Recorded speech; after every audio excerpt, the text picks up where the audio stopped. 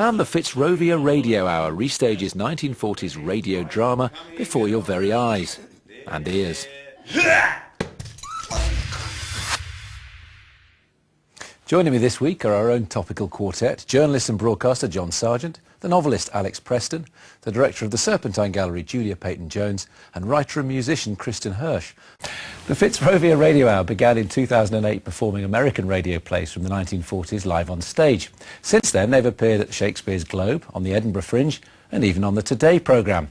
Now they're writing their own material, but their latest show still has a 40s flavour with awfully proper accents and authentically handmade sound effects. Listeners of Britain, welcome to the Fitzrovia Radio Hour. All of the B-movie storylines that you can think of probably were inspired by these radio serials that happened a kind of generation before. An exhibition enthralls London, but something terrible lurks in the British Museum. Find out what in the astonishing undead Queen of Evil. By writing our own stuff, what we can do is also have fun with the attitudes of the time. So attitudes towards women or towards foreigners or whatever, we can kind of bump up. No. Really, McClarrigan, must you use that beastly thing? They did skin a croc, mate. Cutting a horse's head off is a walk in the park. No, not my choice. Every week there was a love triangle where, you know, this woman's affections went between the cad and the man that she should be with. Roger lost you, Georgie, by gallivanting around the ancient Near East for 7 years, and I got you. And I'm not letting you go, my darling. I suppose sometimes just the meaning of words has changed back then. I think maybe that's sometimes what people really like. He was a thrusting young man, coming into his academic prime. Yes. All that thrusting was magnetic, you know, such passion. Yes. And I was young, just a girl, just 17.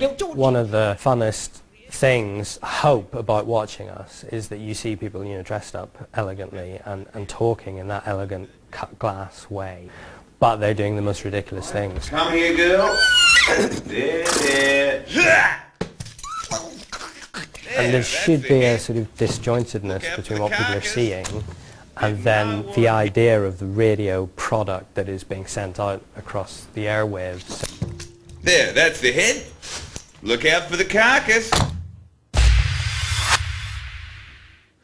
John, radio on stage, did it come to life? It charmed me, I have to say. It's a small little studio, and I thought they were terrific performers, and they were having fun. They certainly were interacting. Goodness me, all the things I've said about other people, here were people enjoying themselves, showing their skill.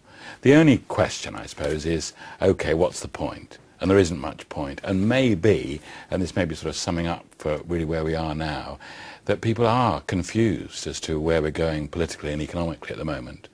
And so this is the escape. And from that point of view, okay, for 70 minutes, I'll escape with them. Alex, well, I suppose the point is partly pure entertainment, but it could be an exercise in nostalgia to a certain extent. Yeah, well, I mean, I certainly, I thought it seemed like what it is, which is a very, very slick, very well done Edinburgh Fringe show, and yet everyone in the audience with me was closer to John's age than perhaps to my own, and so I did. We're still here we go. I know. We're still quite normal. We laugh, the we divide cry, again. We feel pain. You know, I think people are going there as an exercise in nostalgia, and you know, that's fine, but I do wonder, you know, this very much at the moment, very King's Speech, all of these accents, you know, and whether we're looking back to the 40s and the kind of spirit of the Blitz as a way of getting through austerity Britain. But I, like John, thought it was absolutely fantastic, really charming, and just a great way to spend an evening. I wanted them to celebrate the medium more. They were doing such a good job creating this radio show. I wanted to close my eyes. Did you not? I found I did close my eyes a lot of the time. Yeah, I thought they could use more mood lighting. They're just all trying so hard the whole time. There's so much going on that you forget that that's actually a really cool, moving medium, partly because of nostalgia and partly because it's just so goofy and sweet. They have three stories. They first, second, third tell them in halves, and then they repeat. But we go 3, 2, 1, so we finish with the last, as it were. We finish with the first.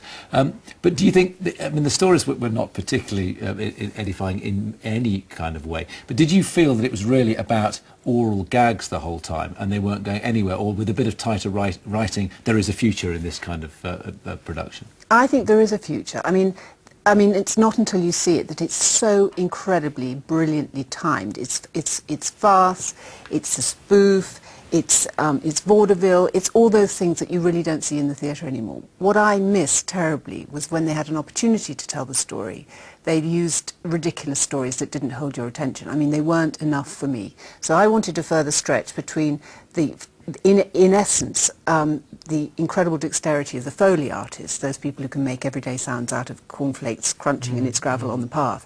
And it's brilliantly done, and they do it with such speed. But then, if they'd overlaid that with greater content in terms of a story, it would have held my attention better. As it was, once you get it, that they are actually brilliant. They're super smart, they're super quick, they're really good at what they do. There's nothing more to hold your attention. So that's where I think I wanted more. John, do you think there's a patronising innocence, though, in the way that the medium of radio in the 40s is depicted? No, because I think that you were caught along by it. You were sort of, you felt that it could have worked on radio.